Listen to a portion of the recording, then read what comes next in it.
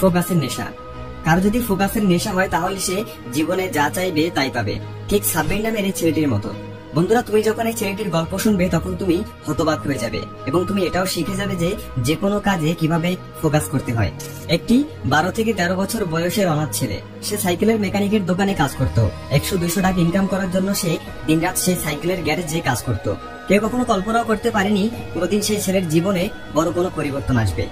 মানুষেরা যখন সেই সাইকেলের দোকানে তাদের সাইকেল ঠিক করাতে আসতো তখন অনেকে সেই ছেলেকে বিভিন্ন ধরনের কথা শোনাতো, অনেক সময় তাকে গালমন্দ করতো, তাকে ছোট বাচ্চা ভেবে অনেকেই আবার টাকাও কম দিত, যার কারণে তাকে মালিকের কাছে বকাও শুনতে হতো। কিন্তু তাকে 3 বেলা খাবার জোটানোর জন্য এই কাজটি করতে হবে, তাছাড়া কোনো উপায় ছিল না।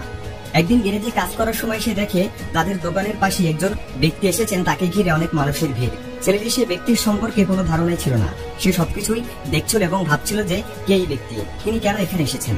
সে শুধু তাকিয়ে তাকিয়ে সবকিছু দেখছিল এবং দেখার সাথে সাথে একটা জিনিস খুব ভালোভাবে উপলব্ধি করছিল, আশেপাশের মানুষেরা সবাই সে বিজ্ঞ ব্যক্তির প্রতি অনেক সম্মান প্রদর্শন করছে, এমনকি কেউ তার সামনে বেশি কথাও বলছে না, সবাই তাকে স্যার স্যার বলে কথা বলছিল। সে মনে মনে ভাবতে থাকে, একদিকে তার সামনে দাঁড়িয়ে থাকা ব্যক্তিকে সবাই সম্মান দিচ্ছিল এবং সবাই স্যার স্যার বলে কথা বলছিল, আরেকদিকে আমি যে কিনা সবার সাথে এত ভালো ব্যবহার করি, শান্তশিষ্ট ভাবে মানুষের কাজ করি, তারপরও মানুষ আমার সাথে খারাপ ব্যবহার করে, আমাকে গালি দেয়। সেই রাতে ছেলেটির ঠিকমতো ঘুম হয় না। ছেলেটি শুধু ভাবতে থাকে, আমার এবং ওই ব্যক্তির সাথে মানুষেরা 2 রকম আচরণ কেন করে, আমার এবং তার মধ্যে কি এমন পার্থক্য। এমনকি আমি মানুষের কাজ করে দেই এবং তিনি তো শুধু গাড়িতে করে আসেন আর চলে যান। ছেলেটির বয়স কম, তাই সে কোনো কিছুই ঠিকমতো বুঝে উঠতে পারছিল না। পরের দিন সে গ্যারেজে আসে, আসার পর সে তার গ্যারেজের মালিককে জিজ্ঞেস করে কালকে যে ব্যক্তি এসেছিলেন তাকে সবাই খুব সম্মান দিচ্ছিল, তিনি কে ছিল। তার গ্যারেজের মালিক তাকে বলে, তুই এত কিছু জেনে কি করবি। তারপরেও ছেলেটি আবার তাকে জিজ্ঞেস করে। তখন তার গ্যারেজের মালিক তাকে বলে, কালকে যিনি এসেছিলেন তিনি হলেন একজন ম্যাজিস্ট্রেট, তিনি এসেছিলেন একটি নতুন স্কুল উদ্বোধন করার জন্য। তখন ছেলেটি আবার জিজ্ঞেস করে, ম্যাজিস্ট্রেট হতে হলে কি করতে হয়। তখন গ্যারেজের মালিক তাকে বলে, ম্যাজিস্ট্রেট হওয়ার জন্য অনেক পড়ালেখা করতে হয়, অনেক পরিশ্রম করতে হয়, যেটি মানুষের মতো ফোকাস করতে হয়। এই কথাটি শোনার পর কথাগুলো ছেলেটির হৃদয়ে গেঁথে যায়। সে সন্ধ্যায় বাড়িতে যাওয়ার পর অর্ধেক রাত পর্যন্ত ভাবতে থাকে সে কিভাবে তার বর্তমান জীবন থেকে সে ম্যাজিস্ট্রেটের জীবনে পৌঁছাতে পারবে। সে ভাবতে থাকে যেভাবেই হোক তার জীবনকে পরিবর্তন করতেই হবে। ছেলেটি টাকা বাঁচানো শুরু করে, খেয়ে না খেয়ে টাকা বাঁচিয়ে এসে বই কিনে পড়ালেখা শুরু করে। সে একটা সরকারি স্কুলে ভর্তি হয়, দিনের বেলা স্কুলে পড়ালেখা করে এবং রাতে দোকানে কাজ করে। তার জীবনের লক্ষ্য তার মাথায় গেঁথে গিয়েছিল, যেভাবেই হোক তাকে ম্যাজিস্ট্রেট হতেই হবে। এখন তার বয়স 27 বছর হয়ে গেছে। বিগত 14 থেকে 15 বছর তার মাথায় শুধু একটাই ফোকাস ছিল যে তাকে একদিন ম্যাজিস্ট্রেট হতেই হবে। সে শুধু এই সময়ের অপেক্ষায় ছিল যে কোনো ভাবে সে যেন শুধু তার গ্রাজুয়েশনটা শেষ করতে পারে, তারপরেই সে বিসিএস পরীক্ষা অংশগ্রহণ করার যোগ্যতা অর্জন করতে পারবে। তারপর তার কাছে শুধুমাত্র 1 বছর সময় ছিল বিসিএস প্রিপারেশন নেওয়ার জন্য। ছেলেটি কাজ করে অনেকটা টাকা জমা করেছিল, যেন 1 বছর কোনো কাজ না করলেও সে অনায়াসে কাটিয়ে দিতে পারে।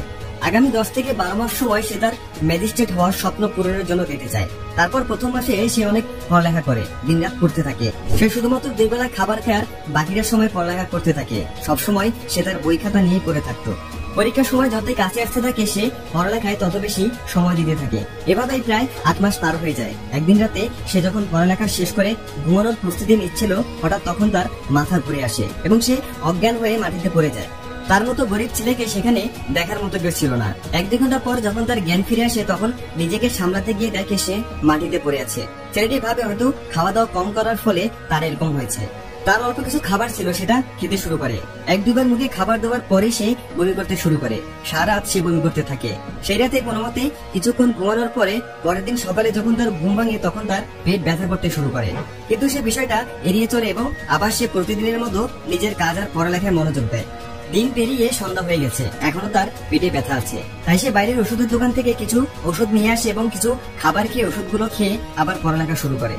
পরের দিন 7 থেকে 8 ঘন্টা পড়ালেখা করার পর সে কিছুটা স্বস্তি পায়। তারপর সে একটু সন্ধ্যায় বাইরে হাঁটতে বের হয়। ধীরে ধীরে এভাবেই সময় পার হচ্ছিল। পরীক্ষার আর মাত্র 1 মাস বাকি। এই সময়ের জন্য সে 14 থেকে 15 বছর অপেক্ষা করেছে। হঠাৎ আবার একদিন তার পেট ব্যথা শুরু হয়। এবার তার পেট এতটাই ব্যথা করতে শুরু করে যা সে সহ্য করতে পারে না। তাই তার মন না চাইলেও ডাক্তারের কাছে যেতে হয়। সে যখন ডাক্তারের কাছে যায়, ডাক্তার তাকে কিছু টেস্ট করতে বলে। সে ওই টেস্ট করার পর এটা জানতে পারে যে তার কিডনিতে পাথর হয়েছে। এই কথা শোনার পর তার অনেক বড় ঝটকা লাগে।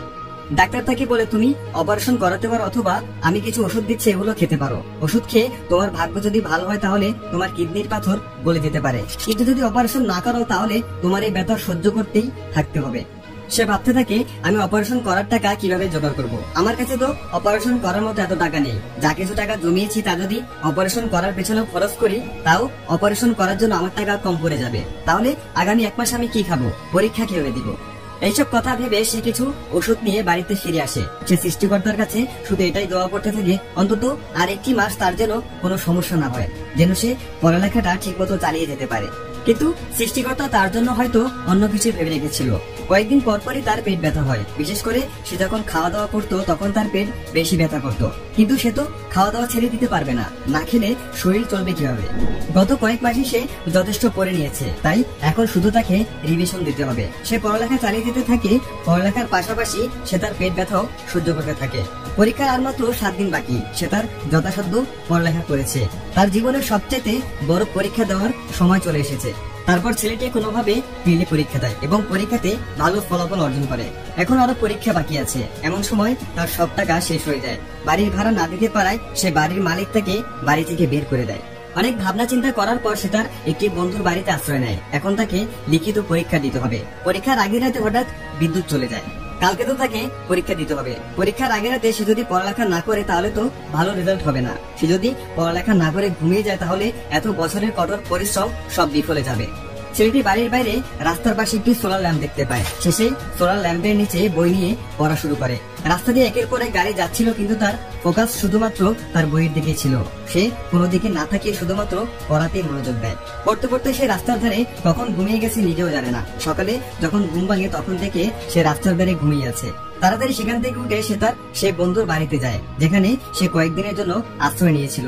দ্রুত ফ্রেশ হয়ে নাস্তা করে সে পরীক্ষা দেওয়ার উদ্দেশ্যে রওনা দেয়। পরীক্ষার কেন্দ্রে পৌঁছানোর পর সেখানে পরীক্ষার্থীদের ভিড় দেখে কিছুটা নার্ভাস হয়ে পড়ে। শেষ পর্যন্ত সেই শুভ সময় চলে আসে যে সময়ের জন্য সে এত কঠোর পরিশ্রম করেছিল। লিখিত পরীক্ষা শুরু হয়। কোশ্চেন পেপার দেখার পর তার মধ্যে অন্য পরীক্ষার্থীদের মতো কোনো ভয় ছিল না। সে খুব আরামের সাথে সব পরীক্ষা ভালোভাবে শেষ করে।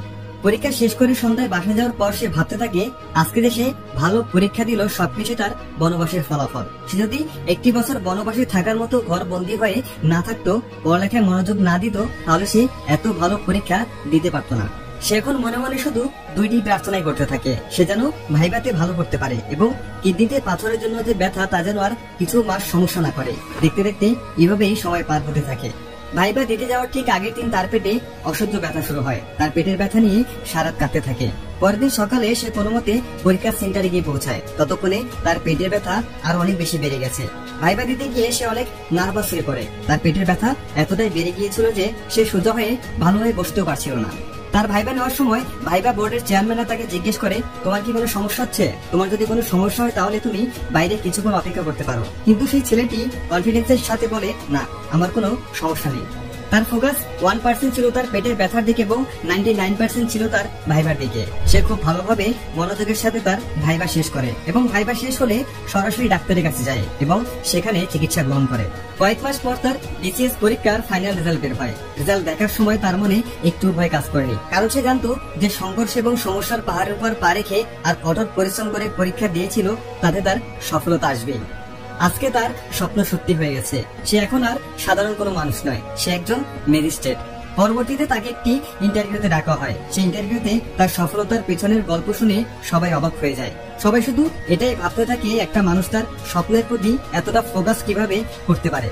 তিনি আরো একটি ইন্টারভিউতে বলেন, যতই সমস্যা হোক, যতই কষ্ট হোক, এমনকি মৃত্যুর মুখোমুখি দাঁড়িয়েও তোমার ফোকাস যদি তোমার লক্ষ্য থেকে না সরে যায়, তাহলে পৃথিবী নিজেই তোমাকে তোমার লক্ষ্যে পৌঁছে দেবে।